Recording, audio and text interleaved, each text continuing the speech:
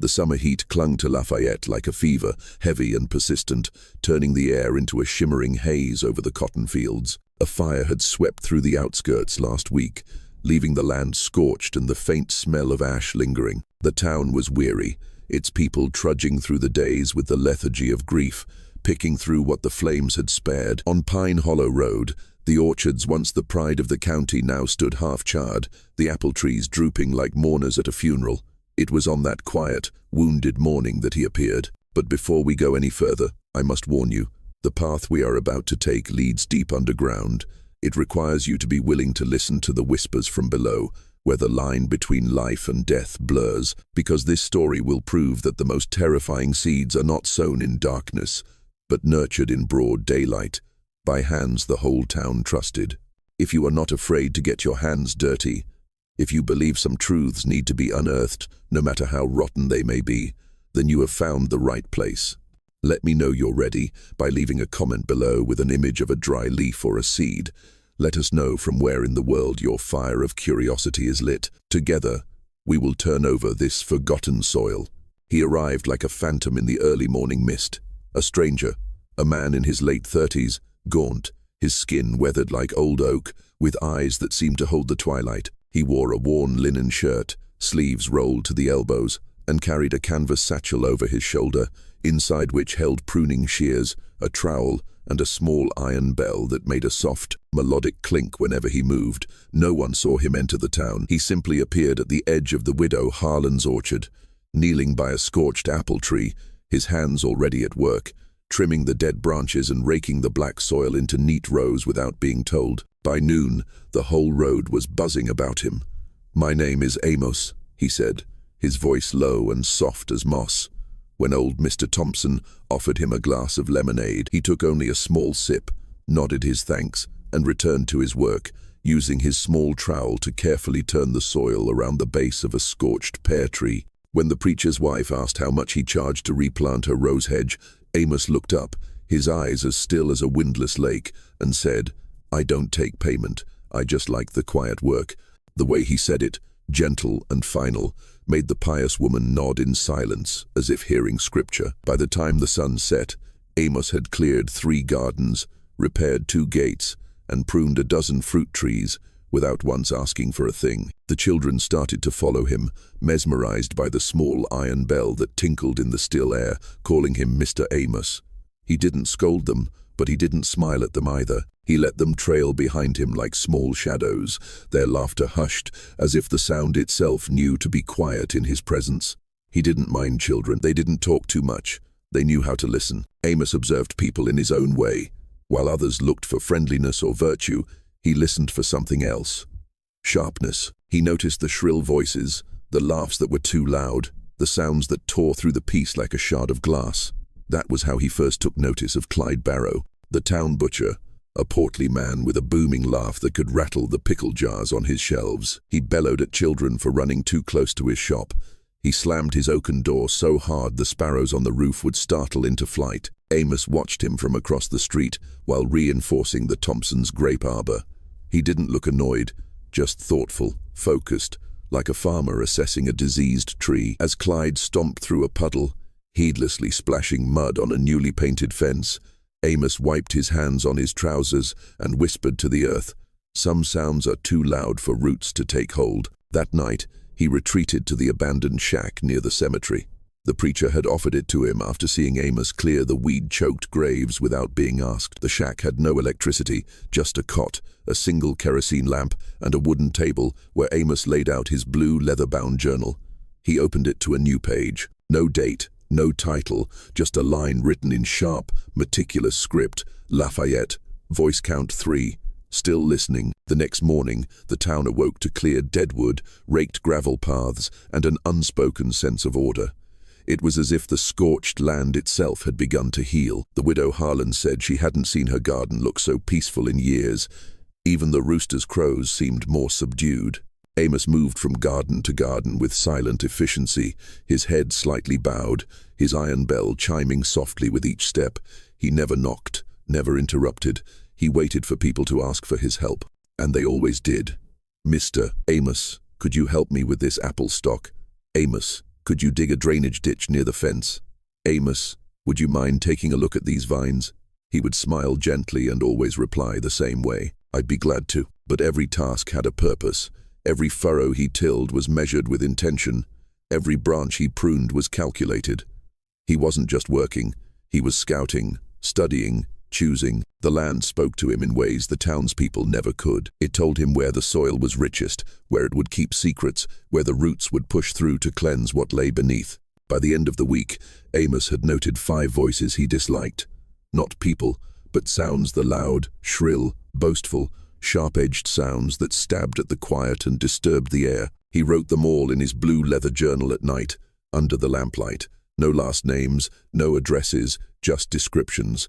The teamster, whip cracks like thunder, needs quieting. The girl at the crossroads, voice like breaking glass. And then one name was circled. Clyde, laughed too loud for the earth to rest, too boisterous for saplings to root. He didn't hate them. He felt nothing close to rage. Amos never killed out of anger. That was wasteful. No, he believed the earth craved peace, and peace came from silence. A true orchard keeper doesn't hack away diseased branches violently. He carefully prunes them so the tree can thrive again. That was how Amos saw the world. And as he knelt in Harlan's orchard, pruning a young peach tree with the iron bell chiming softly at his hip and Clyde's laugh echoing from the butcher shop down the street, Amos smiled to himself. The fire had passed, the ground was still warm, and the orchard was ready. The afternoon after Amos circled his name in the blue leather journal, Lafayette continued its weary rhythm, hot, dusty, and tinged with the lingering scent of ash from the fire. The town was still trying to get back on its feet, still quietly grateful for the soft-spoken man who had arrived and silently restored life to the scorched gardens. But while the neighbors went on with their repairs and complaints, Amos moved with purpose. A decision had settled within him. Clyde Barrow's laugh had hammered itself into his mind like a nail into an anvil, and no amount of soft chiming could make it fade. He had laughed again that afternoon, loud enough to scatter the flies buzzing over his meat counter, laughing at a farmer, haggling over the price of bacon, laughing at a boy who dropped a coin, laughing at the heat itself for making him sweat. Amos heard it all from across the street while mending the Thompsons' fence. Clyde didn't know he was listening, but he was always listening. Amos didn't believe in impulsiveness. Impulsiveness was noise. Impulsiveness was haste. What he did required patience. It required preparation. So, while others might react with annoyance, he reacted with silence. He studied Clyde's shop from a distance that day. Not the man himself, not yet, but the plot of land behind it. He waited until dusk, when the air grew thick as honey, and slipped behind the butcher shop, moving as lightly as a falling leaf. He didn't trespass. He observed. He saw where the shadow of the old apple tree fell longest, where the wooden fence had rotted, where the ground was damp from the shop's runoff. He paced the edge of the small orchard, his eyes scanning the ground like a dowser searching for water, noting which corner was most obscured, where the soil was loose, where the faint, acrid smell of decay was strongest. He chose the far corner, just behind a pile of old wooden barrels, beneath a barren apple tree that hadn't borne fruit in years. It was hidden, forgotten, and completely out of sight from the shop's back window. It would do. After the magnolia was pruned and the preacher's wife had thanked him, Amos returned to his shack. He changed into a clean linen shirt, folded his work shirt with the precision of a craftsman, and poured tea from a brass thermos. Not for himself, for him. He would need to be calmed. His body deserved to return without struggle. He had prepared a special blend, mint for coolness, chamomile for calm, and just enough of a certain ground root to lull him into a deep sleep before the last sip. He tasted it himself to ensure it was sweet, not sharp. Sharpness ruined the soil. That evening, just as the sun began to set, Amos pushed his wheelbarrow past the butcher shop. Clyde, predictably, was outside, trying to move a stack of old barrels to make way.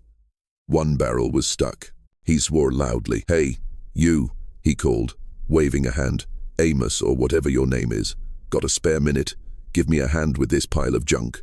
He smiled, nodding gently.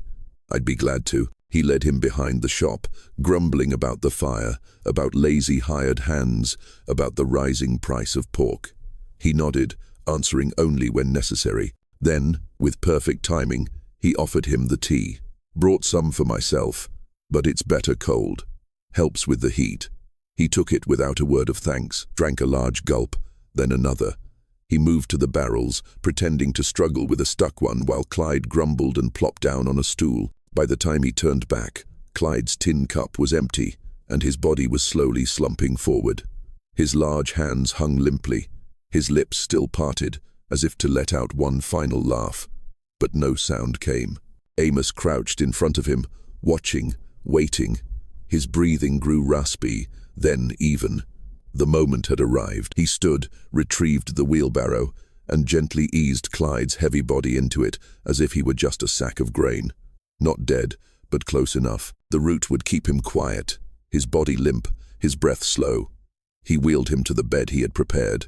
The earth was waiting. The moon was high behind the pine trees when Amos returned to the corner of the orchard, behind the butcher shop, pushing the wheelbarrow with its slow, nearly silent wheels. The town was now quiet. Lafayette always fell into an early sleep when the day's heat gave way to the chirping of crickets.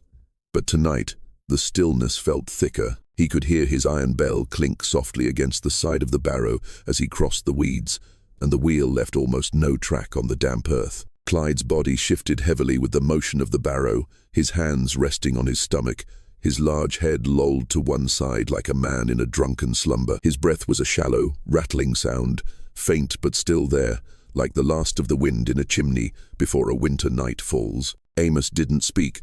He didn't rush.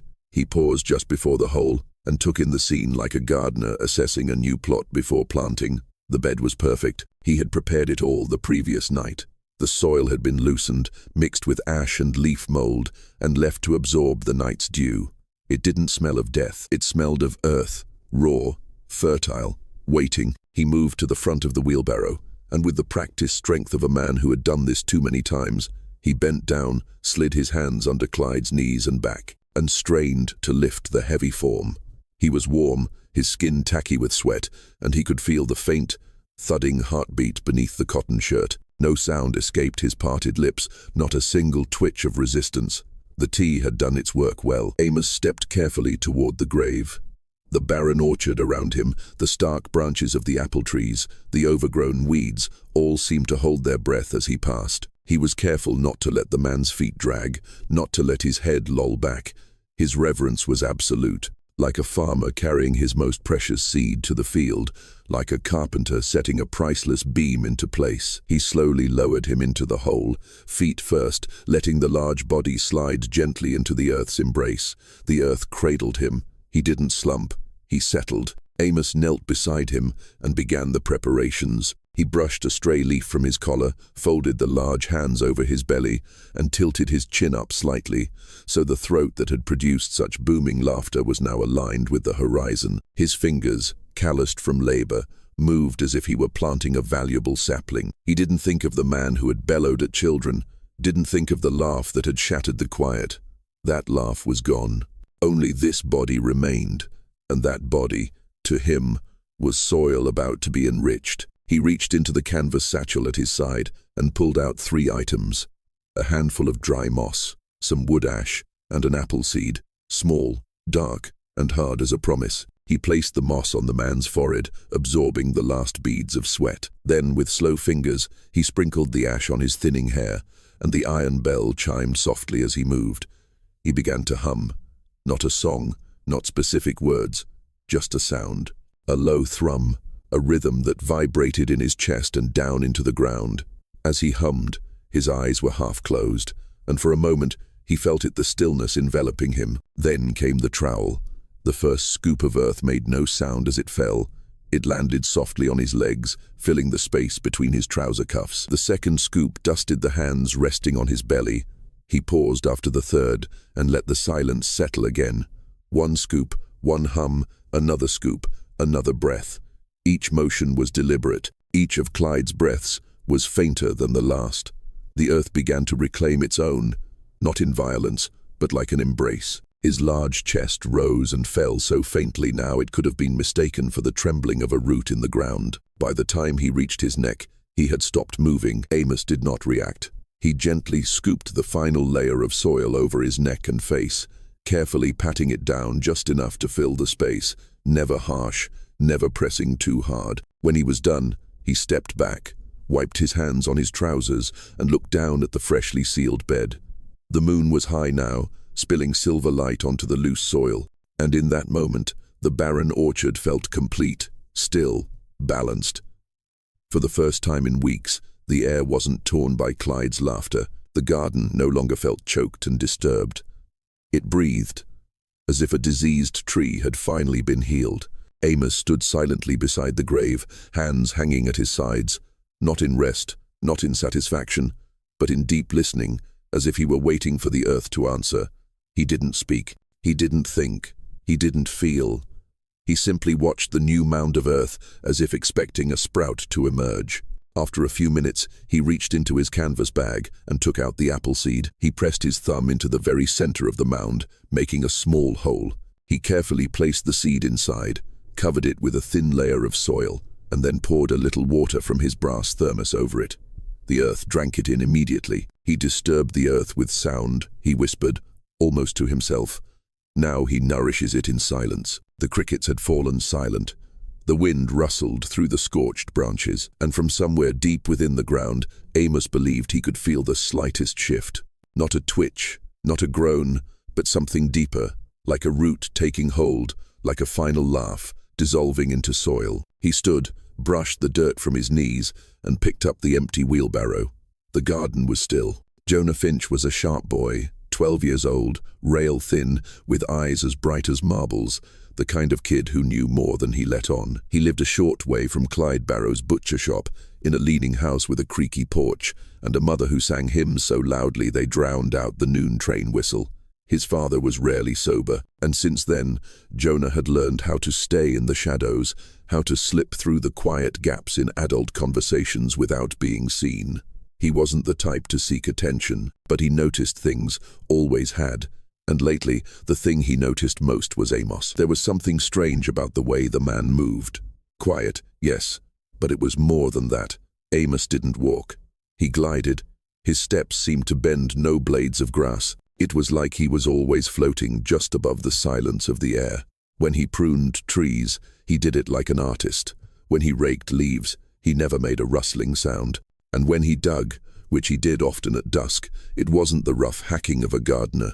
It was ceremonial, as if he were preparing the earth for a ritual. Jonah had been watching him for a few days from behind fences, under porches, and from his attic window. He had seen Amos move through the town with a rhythm that never changed, always pushing the same wheelbarrow, always with that canvas satchel and the small iron bell that always tinkled softly even when there was no wind. And then there was Clyde Barrow. One day he was laughing, his voice echoing down the street. The next, his butcher shop was closed, silent. People said he'd gone to visit family in Vicksburg, but Jonah had seen his blood-stained apron still hanging on the back fence that evening. His dog had barked at the back door for 2 days before it wandered off. Then there was Lily May, the girl with the crystal-clear singing voice at the crossroads.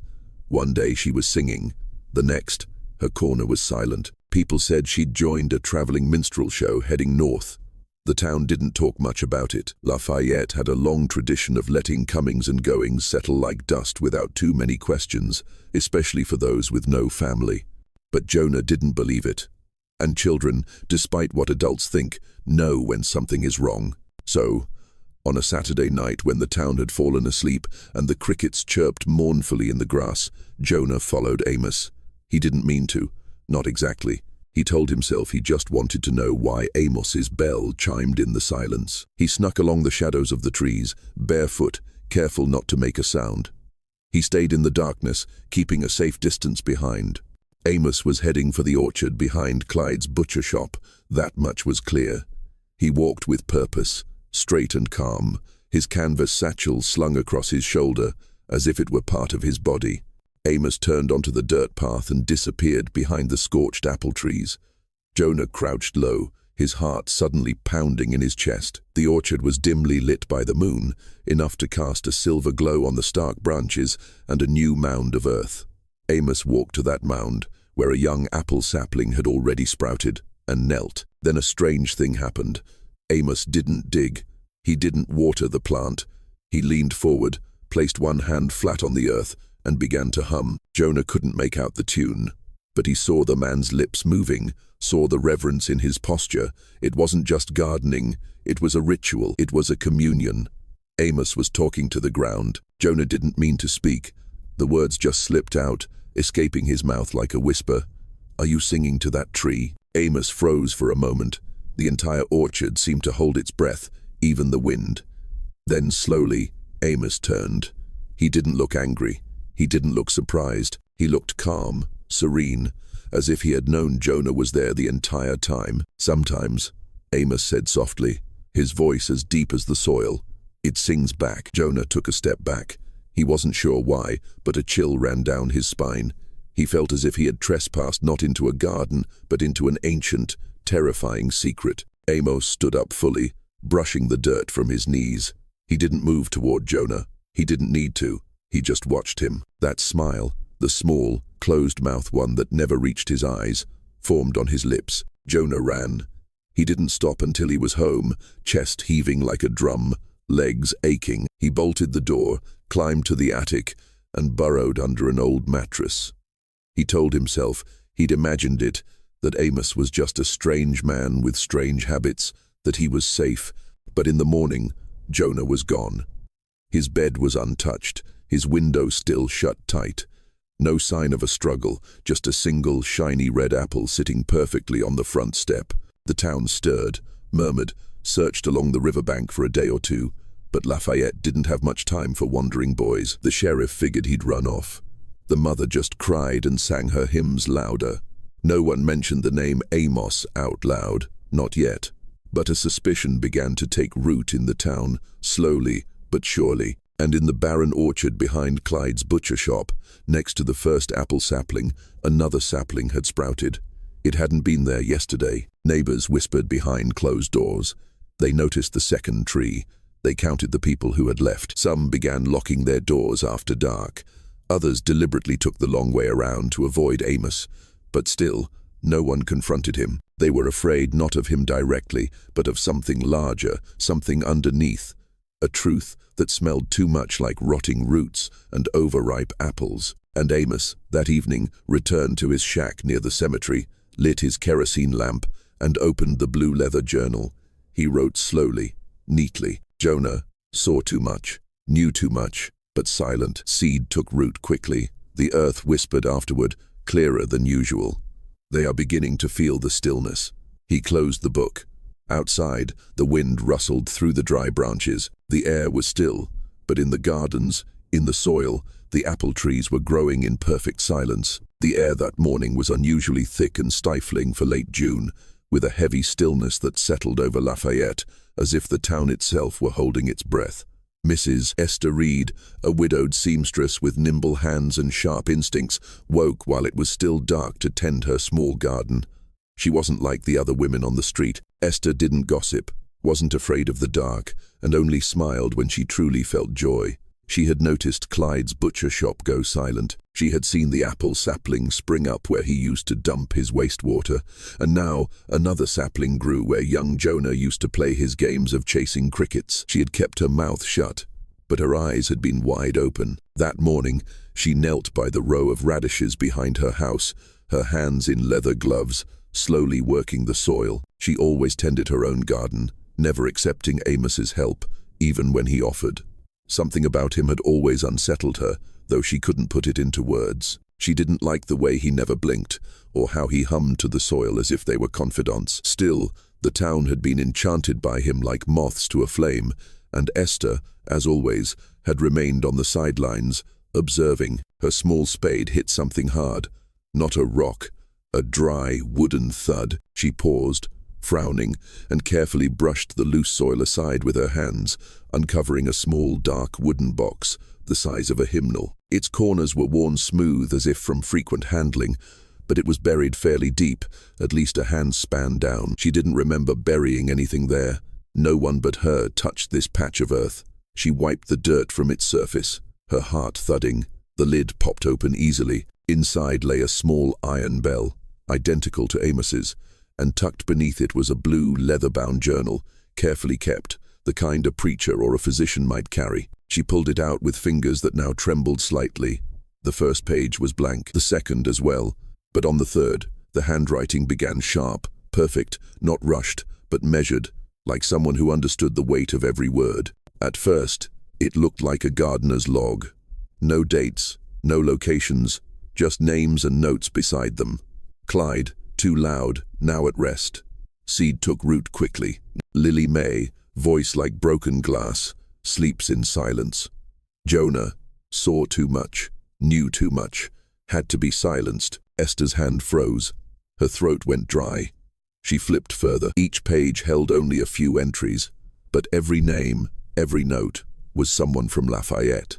Some had disappeared, others were still around, but they all had one thing in common. They had been loud. Esther remembered Clyde's booming laugh, Lily May's singing, Jonah's whistling in the schoolyard. She turned to the last page, and there it was, written in the same precise hand in ink that looked fresher than the rest. Esther, quiet, but sees too much. Not yet. Her heart seemed to stop. The journal fell from her hand into her lap. For the first time in years, her breath caught in her throat like a thread. She looked out at her garden. There was nothing but rows of vegetables and the faint imprint of Amos's boots in the damp earth. He had passed by less than an hour ago, nodding to her as usual, his iron bell chiming softly in the air. That was the moment Esther Reed made her decision. She didn't panic.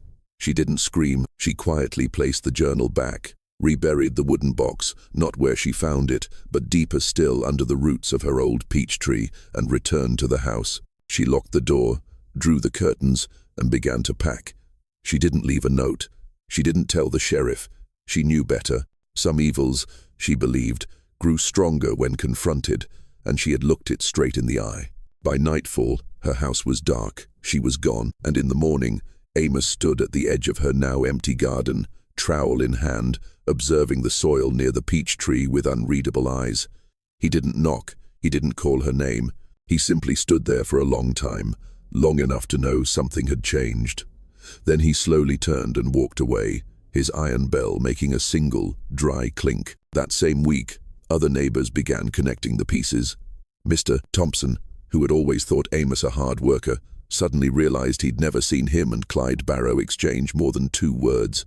The preacher's wife swore she heard the faint tinkling of a bell from under the new apple tree in Lily May's yard when she passed by at night, a sound that was low and muffled, coming from beneath the ground. And the grocer, a man of few words, muttered at the tavern one night that he'd seen Amos standing silently in Clyde's orchard 3 nights in a row, even though the work there had long been finished. The whispers began, not out loud, not during the day, but behind closed doors, under the glow of kerosene lamps, in hushed breaths. A butcher vanished, a singer silenced, a boy lost, another apple tree, then another. Always in the gardens he had touched, always where there had once been noise. The coincidences began to stretch too thin to be ignored. But by then, Amos was already mending another fence, clearing another plot, tending another scorched stump. He moved slower now, more carefully, but not because he was afraid. He was never afraid. He was adjusting. He was altering his route, eliminating unexpected variables. After all, every orchard needs tending. Every seed can fail to sprout. Every root can rot. That night, he opened his blue leather journal and paused longer than usual before writing. The page remained blank for several minutes as he stared at it under the lamplight, listening not to the wind, but to the earth. Finally, he wrote, "Esther, gone. The silence is delayed. Must sow elsewhere. The soil above is disturbed, still quiet below. The rhythm is broken. Must find harmony again." He closed the book and blew out the lamp. Outside, the wind rustled through the branches, and beneath the peach tree in Esther's abandoned garden, something stirred in the roots.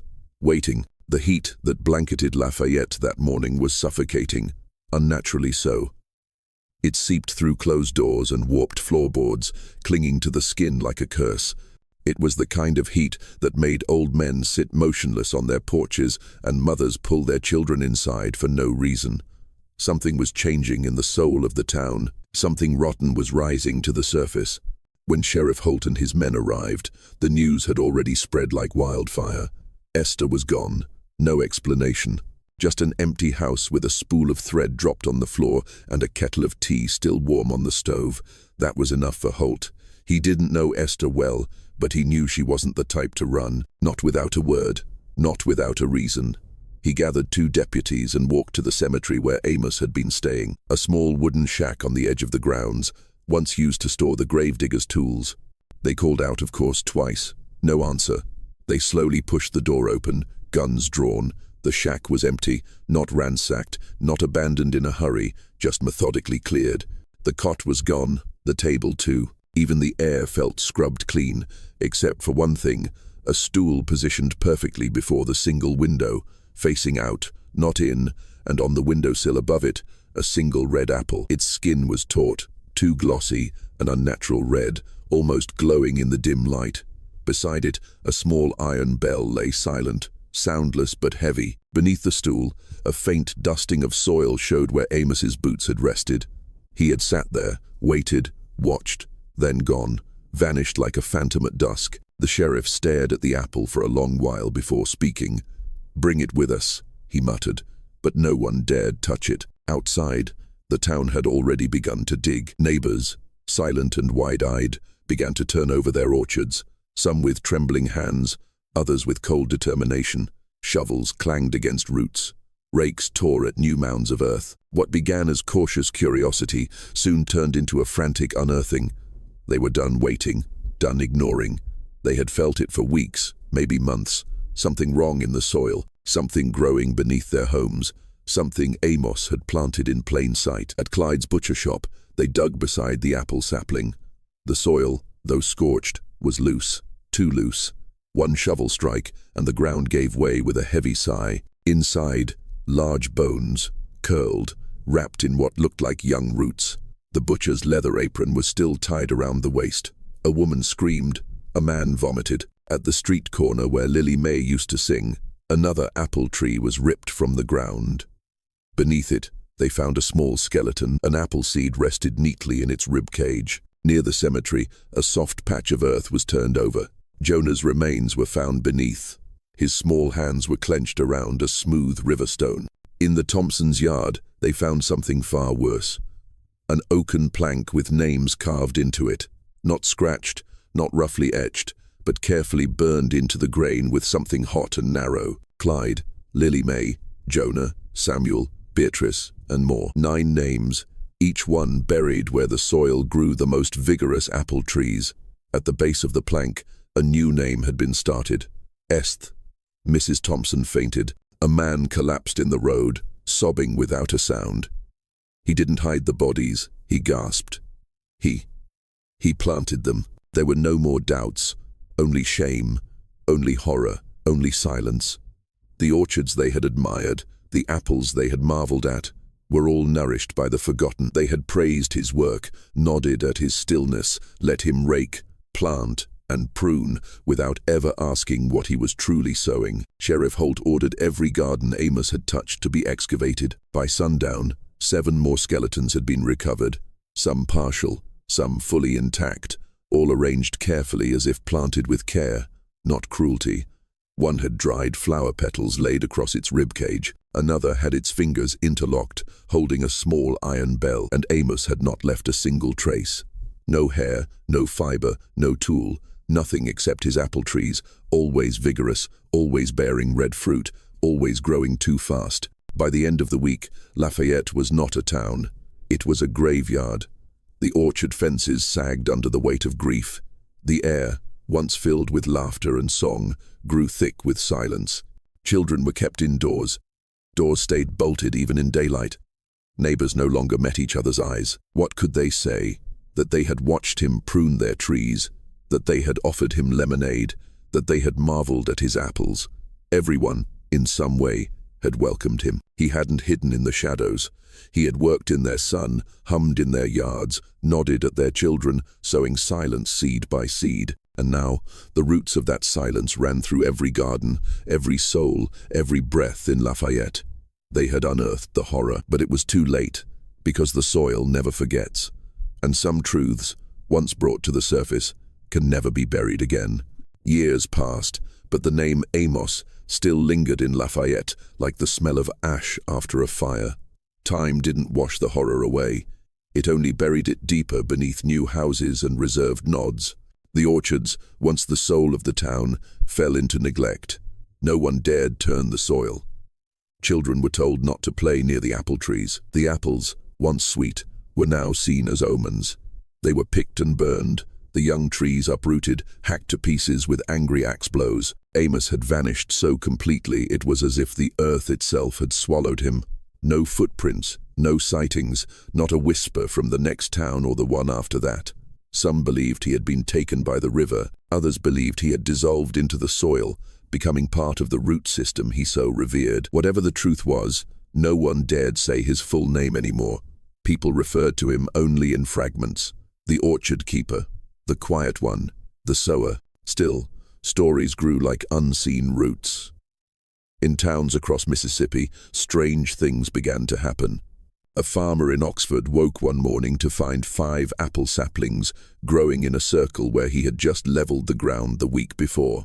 He swore he hadn't planted anything. Those saplings bore redder fruit than any he'd ever seen. That same month, his wife, a singer, went completely mute. Doctors could find no cause. In Granada, a peddler's wife was hoeing her garden when her tool struck something hard. She carefully dug and found a small wooden box containing an iron bell and a single line written on parchment. Silence nourishes the soil. She and her husband moved on that week, leaving their stall, their home, and everything they'd ever known. Then came the incident in Tupelo, the one that cemented Amos's legacy into whispered folklore. Martha Ann, a widow in her 70s, lived alone in a neat little house at the end of a dirt road. She kept a clean home, bothered no one, and hadn't touched a spade in over 5 years. One morning, just after the dew had burned off, she stepped onto her back porch and saw a single apple sapling growing in the middle of her backyard. It hadn't been there the day before. The ground had been barren. She knew because she'd just raked the oak leaves the day prior. Now the tree stood straight, its young leaves a vibrant green, trembling slightly in the still air. Her hen, Old Bess, refused to leave its coop. It clucked nervously, then fell silent, its eyes fixed on the tree. When Martha Ann walked closer, the hair on her neck stood up. The ground beneath the apple tree felt wrong. Not just loose, not just new, but warm, as if a faint heartbeat pulsed just under the topsoil. She packed her bag within the hour, crated the hen, and left a single note for the mailman. "Don't chop it, don't ask, just leave it be."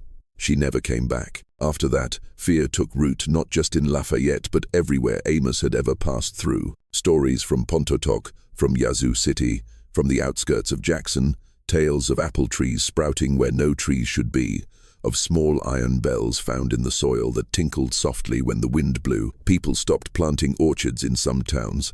Churches no longer displayed apples on their altars.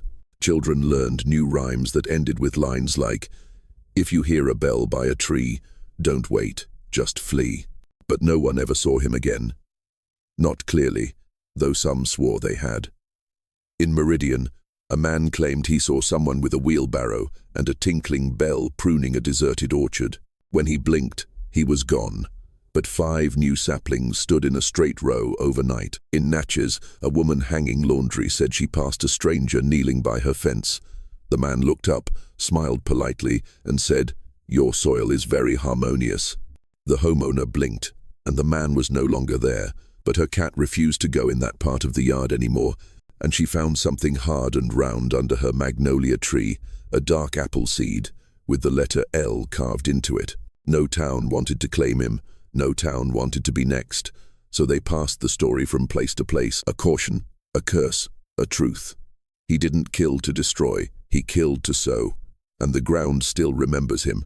They say it in whispers now, the way you say a prayer for a soul that was never saved.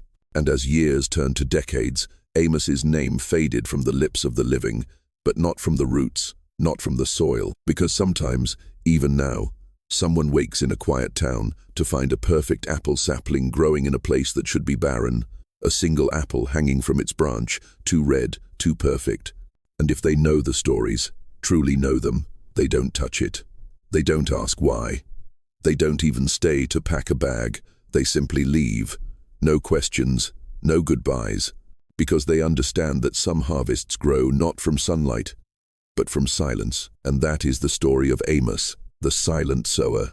This isn't just a ghost story about a haunted garden. This is a story about the land, about a soil that never forgets, and about the voices it tried to silence forever.